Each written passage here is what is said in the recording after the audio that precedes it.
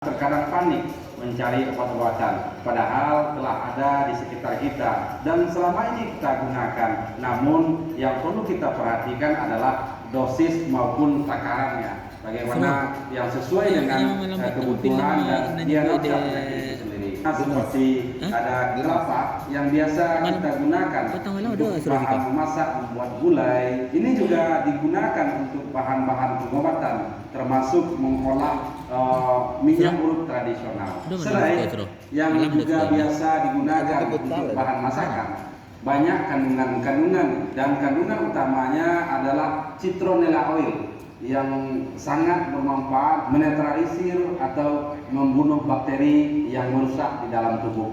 Kemudian ada sirih.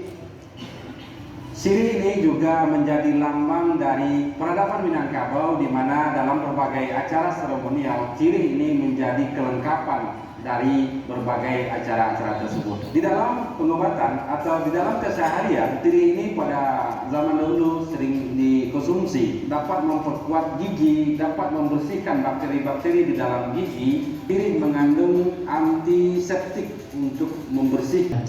Mas Mufi tadi mengingatkan kita berikan waktu 20 menit dan izinkan saya nanti 5 menit menjelang terakhir saya berikan ke Buya. Barangkali itu saja, kita langsung saja kita persilahkan kepada Buya untuk menyampaikan materinya di hadapan kita bersama. Selamat mengikuti. Terima kasih Henry. Terima kasih Balai Lestari Budaya Sumatera Barat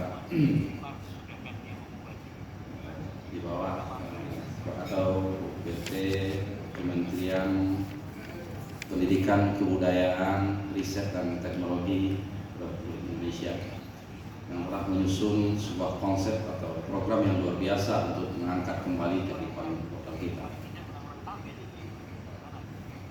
Bismillahirrahmanirrahim. Kesah Saidah Sarangkari Batang Cimpago orang patahkan, adat Dembago di nagari, tuah gato dipasambahkan. Maka dipasambahkanlah sah alam sah Muhammad sah baginda Rasulullah dan menjunjung undang kuto kiriman rajo 3 Julai.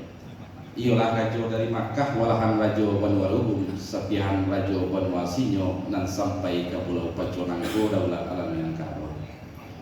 Minangkabau paga adat bapaga budi baso baling kuang sopan jo santun baling ka raso di preso sarto lelo wasitina.